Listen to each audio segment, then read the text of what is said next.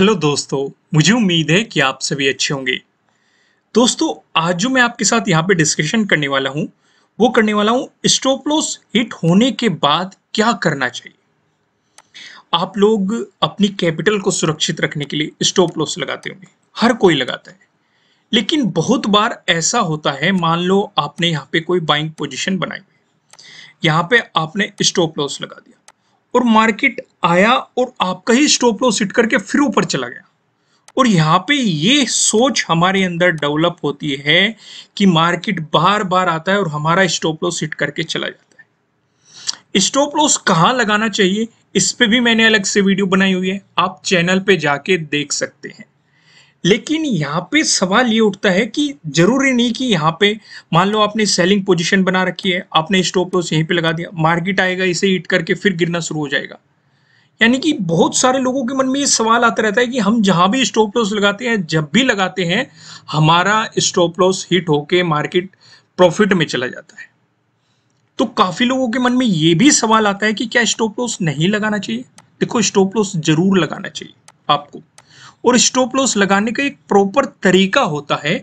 इस पे मैंने आपको अलग से वीडियो प्रोवाइड की हुई है कि स्टॉप लॉस को कैसे लगाया जाता है, आप वो वीडियो जाके देख सकते हैं। ये इस वीडियो के एंड में भी मैं उस वीडियो का लिंक आपको प्रोवाइड करा दूंगा। लेकिन फिलहाल यहाँ पे ये सवाल उठता है कि अगर हमने स्टॉप लॉस लगाया हुआ है और हमारा स्टॉप लॉस हिट हो गया, उस सिचुएशन पे क्या करें। तो इसलिए एक एक पॉइंट को ध्यान से समझना, कोई भी पॉइंट मिस मत कर देना और सारी चीजों को एंड तक देखना, जिससे आप हर एक बारीकी को अच्छे तरीके से समझ सके। आगे बढ़ते हैं। जो पहली चीज होती है, मार्केट को स्टेबल होने दो। अब मान लो आपने यहाँ पे बाइंग पोजीशन बनाई है, मार्केट इस तरीके से मोमेंटम कर रहा है, या कोई भी सिचुएशन हो सकती है, हमने जस्ट एक एग्जांपल लिया है। तो आपने क्या किया हुआ है, आपने यहाँ पे बाइंग पोजीशन बना ली और यहाँ पे अपना एसएल आपने लगा दिया और आपका स्टॉप लॉस मार्केट ने यहाँ पे हिट कर दिया, फिर ऊपर चला गया।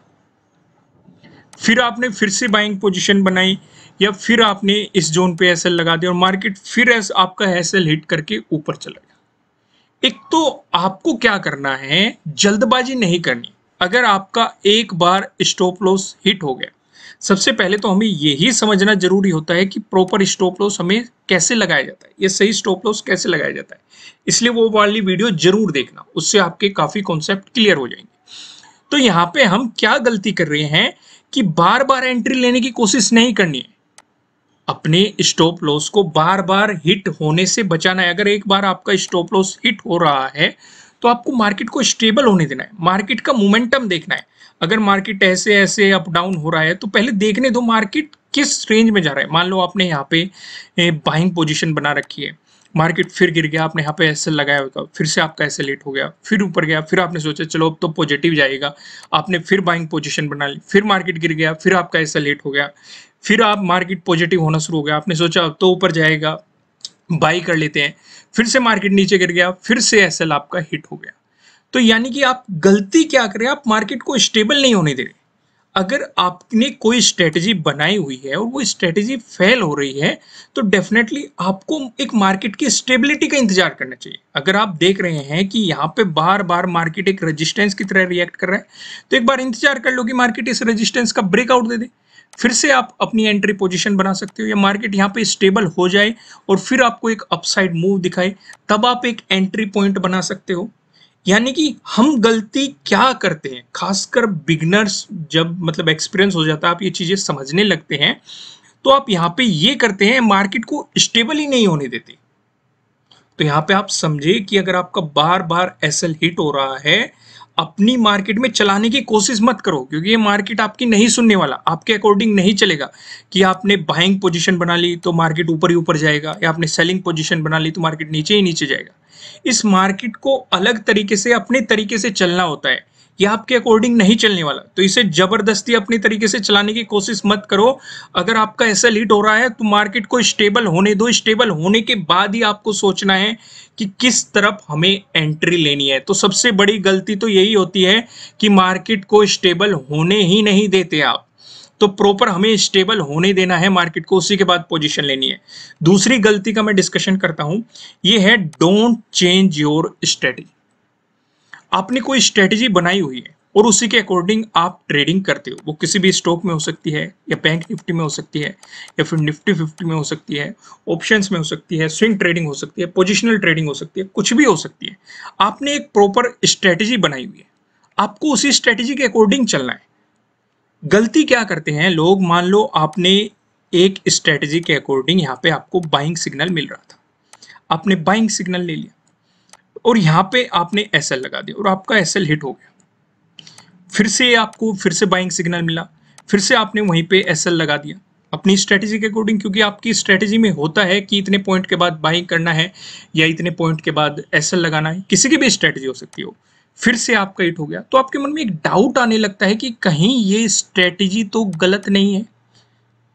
ऐसा भी तो डाउट हो जाता है। और मैंने आपको क्या बताया है, मैंने हमेशा आपको बताया कोई भी स्ट्रेटेजी 100% परफेक्ट नहीं होता, ऐसा अभी तक नहीं हुआ है। ज्यादा एक्यूरेट हम उसे अपने एक्सपीरियंस से बनाते हैं, कुछ अपने लॉजिक लगाते हैं जिससे कि हम उससे और ज्यादा बेहतर कर सके। अगर आपको किसी ने स्ट्रेटेजी बनाई है उसमें थोड़ा सा अपना भी माइंड लगाओ, कुछ चीजें मार्केट के मोमेंटम से समझो, प्राइस एक्शन से समझो और इस स्ट्रेटेजी में डाल के प्रॉफिट बनाने की कोशिश करो। तो यहाँ पे क्या होता है, अगर आपकी स्ट्रेटेजी के अकॉर्डिंग आपका बार बार एसएल हिट हो रहा है, स्टॉप लॉस हिट हो रहा है, तो इसका मतलब स्ट्रेटेजी गलत नहीं है। कुछ न कुछ आपको इंतजार करने की जरूरत है, या मार्केट में जो मोमेंटम है उसमें कुछ लॉजिक लगाने की जरूरत है कि आपकी स्ट्रेटेजी क्यों गलत साबित हो रही है। कई लोग गलती क्या करते हैं, स्ट्रेटेजी चेंज कर देते हैं। कुछ दिन इस स्ट्रेटेजी पे काम किया, इस पे भी एसएल हिट हो रहा है। कुछ दिन दूसरी स्ट्रेटेजी पे काम किया, इस पे भी कुछ प्रॉफिट हुआ, कुछ एसएल हिट होने शुरू हो गए। फिर दूसरी स्ट्रेटेजी पे काम किया, उसमें भी कुछ दिन प्रॉफिट हुआ, फिर एसएल हिट होने शुरू हो गए, स्टॉप लॉस हिट होने शुरू हो गए। एसएल का मतलब स्टॉप लॉस। तो वे लोग स्ट्रेटेजी चेंज करते जाते हैं। हमें स्ट्रेटेजी चेंज करने की जरूरत नहीं है। आपने एक कहावत सुनी होगी कि टेढ़ी उंगली से घी निकलेगा, तो एक तरीका ये भी हो सकता है आप गर्म कर लो। यानी कि चीजों को समझने की या देखने की जरूरत है। स्ट्रेटेजी गलत नहीं है, बस जरूरत है कि थोड़ा सा आपको उसमें अपना एक्सपीरियंस डालो, गलती कहाँ कर रहे हो उसे समझने की कोशिश करो और फिर से अपनी उसी स्ट्रेटेजी पे काम करो। बस ये नहीं करना कि 5 से 6 बार किसी स्ट्रेटेजी पे काम किया और अगर वो गलत साबित हो रही है तो आपने स्ट्रेटेजी बदलनी शुरू कर दी। पहले तरीका भी बदल के देखो।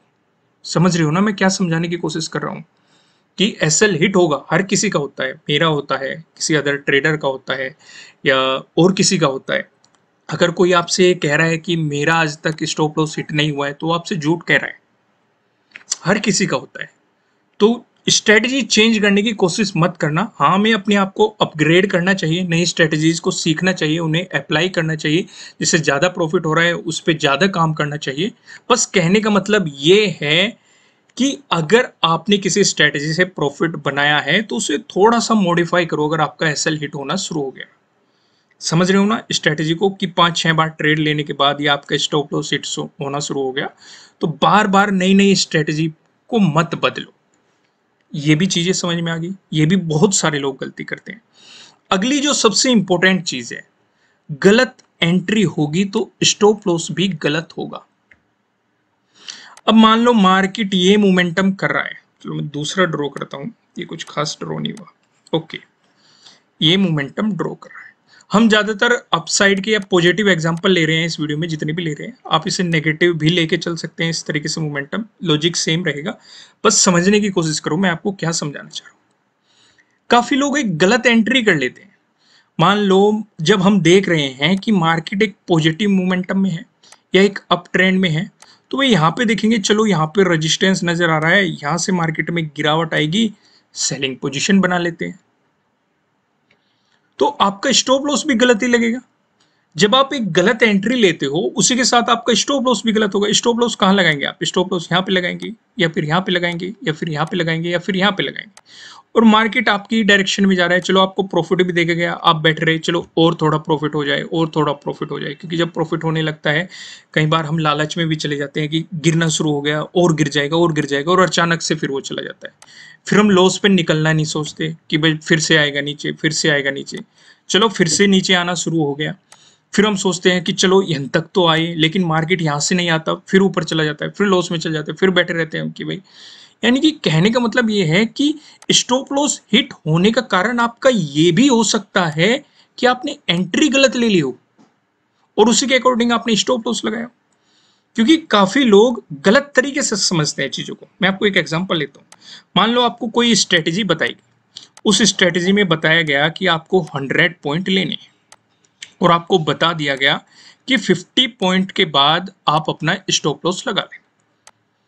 ठीक है, आपको ये सिचुएशन बताई गई और आपको वो स्ट्रेटेजी दिखाई दे रही है। सही टाइम पे तो आपने एंट्री नहीं ली और आपने इसमें एंट्री ले ली, कहीं भी ले ली, बाइंग कर लिया। तो इसका मतलब ये नहीं होता कि टारगेट ये रहेगा। अगर आप यहां से एंट्री लेते इस स्ट्रेटेजी के अकॉर्डिंग तो आपका टारगेट तब भी यही रहता।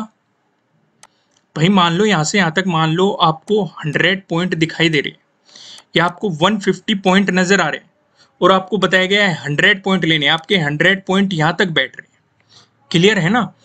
तो यहाँ पे क्या होता है कि हमारा 100 पॉइंट लो और अपना प्रॉफिट बुक कर लो और आपने 50 पॉइंट के पास अपना एसएल लगा दिया, 50 पॉइंट पे आपने अपना स्टॉप लॉस लगा दिया। ये चीजें क्लियर है। एंट्री कहाँ पे बन रही थी? एंट्री यहाँ पे बन रही थी, लेकिन आप लेट हो गए, आपने गलत ही एंट्री ले ली यहाँ पे। तो इसका मतलब आपका टारगेट भी यहाँ तक ही होना चाहिए। टारगेट तो सेम ही है ना, अगर इस स्ट्रेटेजी पे यहाँ पे लेते, पर लेकिन आप यहाँ पे एंट्री लेके कोशिश कर रहे हो कि टारगेट में तब भी आपको 100 पॉइंट आए। यानी कि आप एक गलत टारगेट भी प्लेस करने की कोशिश कर रहे हो, इस स्ट्रेटेजी में गलत एंट्री भी ली है और स्टॉप लॉस भी आपका कहाँ पे लगना चाहिए? आपका स्टॉप लॉस यहाँ पे लगना चाहिए था स्ट्रेटेजी के अकॉर्डिंग, लेकिन आपने अपना स्टॉप लॉस भी यहाँ पे प्लेस कर दिया। तो मार्केट तो नीचे आएगा, आपका स्टॉप लॉस हिट कर देगा। तो यानी कि यहां से हम क्या सीख रहे हैं?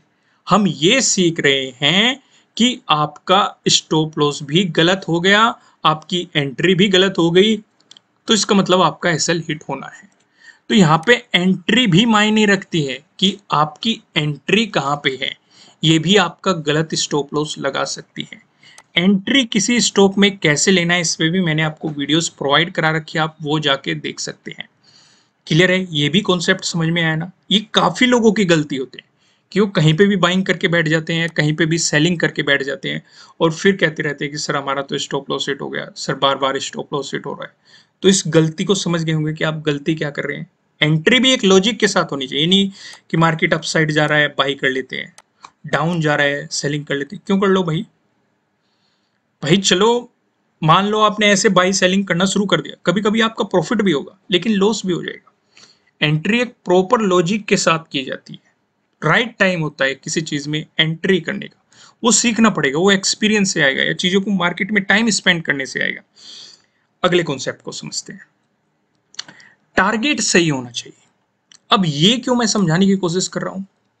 ये मैं इसलिए समझाने की कोशिश कर रहा हूं, मान लो आपने क्या किया, यहां पे बाइंग पोजीशन बना ली और आपने टारगेट लगा दिया यहां पे, लेकिन उससे पहले एक मजबूत रेजिस्टेंस आपको दिखाई दे रहा है और मार्केट यहां से बार बार रेजिस्टेंस की तरह एक्ट कर रहा है। तो आपको समझ जाना चाहिए कि हमारा टारगेट अचीव नहीं होगा, तो इस बात को मान लेना चाहिए कि यहीं पे ही प्रॉफिट बुक कर लो।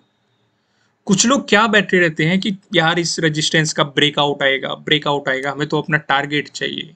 यहाँ पे आपने स्टॉप लॉस लगाया हुआ है इस जोन में, को भाई हमें तो अपना टारगेट चाहिए, टारगेट आएगा। किसी ने स्ट्रेटेजी बताई आपको या सर ने स्ट्रेटेजी बताई थी कि बस बैठे रहना, टारगेट जरूर आएगा, इसका भी ब्रेकआउट होगा और मार्केट यहाँ से गिरना शुरू हो जाता है और फिर आपके एसएल को हिट करके गिरता चला जाता है। आपके पास इतना अच्छा खासा प्रॉफिट आ रहा था, तो आपको समझना था या मार्केट में जब नेगेटिव मोमेंटम शुरू होगा, कितना भी प्रॉफिट आता आपको बुक करना था ना कि ट्रेड आपके अपोजिट होता जा रहा है, आपने जो प्रॉफिट बनाया था वो घटता जा रहा है, आपको यहाँ पे दिखाई दे रहा है। पर लेकिन फिर भी आप अपने मन को समझाने की कोशिश करोगे हम तो टारगेट लेके ही निकलेंगे, लेके ही निकलेंगे। इस तरह की सिचुएशन आपको समझनी चाहिए। बेहतर क्या होता है, मान लो आप रोज 100 पॉइंट कमाते हो, फॉर एग्जाम्पल हम समझते हैं कि आप 100 पॉइंट अचीव करने की कोशिश करते हो और आपका हो जाता है। यहाँ पे आपको ये दिखाई दे रहा है कि 70 पॉइंट पे एक मजबूत रेजिस्टेंस नजर आ रहा है, तो आज इतना ले लो भाई, प्रॉफिट तो आपके हाथ आ ही रहा है ना। क्योंकि सबसे पहले तो सुरक्षित है, अपनी कैपिटल को सुरक्षित रखना हमारे लिए सबसे पहले तो ये जरूरी है। क्योंकि अगर हमारे पास कैपिटल होगा तो हम कल भी ट्रेडिंग कर सकते हैं, 10 दिन बाद भी ट्रेडिंग कर सकते हैं, 1 हफ्ते बाद भी ट्रेडिंग कर सकते हैं, 1 महीने बाद भी ट्रेडिंग कर सकते हैं, सालों बाद भी ट्रेडिंग कर सकते हैं, क्योंकि मार्केट तो चलता रहेगा ना। लेकिन अगर कैपिटल ही चला गया तो हम ट्रेडिंग कैसे करेंगे? तो सबसे पहला पर्पज कैपिटल को सुरक्षित रखना होता है, तो टारगेट को भी समझना होता है कि एक प्रॉपर टारगेट हमने सही लगाया कि नहीं, और फिर लॉजिक के साथ या एक्सपीरियंस के साथ या मार्केट मोमेंटम के साथ या प्राइस एक्शन के साथ या किसी भी अदर इंडिकेटर से आपको अगर सिग्नल मिल रहा है, किसी स्ट्रेटेजी आपको सिग्नल मिल रहा है कि ट्रेड आपके अपोजिट जाने वाला है, तो जितना भी प्रॉफिट आ रहा है उसे लेके निकलो। तो समझ गए ना कि टारगेट भी आपको सही लगाना चाहिए। तो आज मैंने आपको कुछ चीजें समझाने की कोशिश की है कि स्टॉप लॉस हिट होने के बाद क्या करना चाहिए। ये समझ रहे हो ना? कुछ कुछ आपने चीजें रिलेट की होगी, आपने इन चीजों को अपनी लाइफ में एक्सपीरियंस भी किया होगा, और जो मैं आपको समझाने की कोशिश की है कि क्या क्या गलती नहीं करनी है, वो भी आप अच्छे तरीके से समझ पाए होंगे, या किस वजह से आपका स्टॉप लॉस बार बार हिट हो रहा है, उन चीजों को भी आप समझ पाए होंगे। अगर समझ पाए हो तो हमारी वेबसाइट पे जरूर विजिट करना। वेबसाइट का लिंक आपको नीचे डिस्क्रिप्शन में मिल जाएगा। इसी तरह की आपको अच्छी अच्छी जानकारी उस वेबसाइट पे मिलेगी। उन्हें सीखो, वहां पे वीडियोस भी मिलेगी और आपको आर्टिकल भी मिलेंगे पढ़ने के लिए, और उन्हें शेयर मार्केट में अप्लाई करो। और इस वीडियो को लाइक जरूर कीजिएगा, कमेंट करके मुझे बताइएगा कि आपको एनालिसिस कैसे लगे, आपको ये तरीका कैसे लगा कि आपको स्टॉप लॉस हिट होने के बाद क्या करना चाहिए। ये सीरीज आपको कैसी लगी, ये वीडियो कैसी लगी, कमेंट करके जरूर बताना। इसी तरह की और वीडियोस चाहते हो तब भी आप कमेंट कर सकते हैं। नए हो चैनल पे, इसी तरह की और वीडियोस देखने के लिए आप चैनल को सब्सक्राइब कर सकते हैं और बेल आइकन प्रेस कर सकते हैं, जिससे आपको आने वाली वीडियोस के नोटिफिकेशन मिल सकेंगे। फिलहाल इस वीडियो में इतना ही। वीडियो को लाइक कर दीजिए। फिर मिलेंगे किसी नेक्स्ट वीडियो में किसी अच्छे कंटेंट के साथ। Thank you.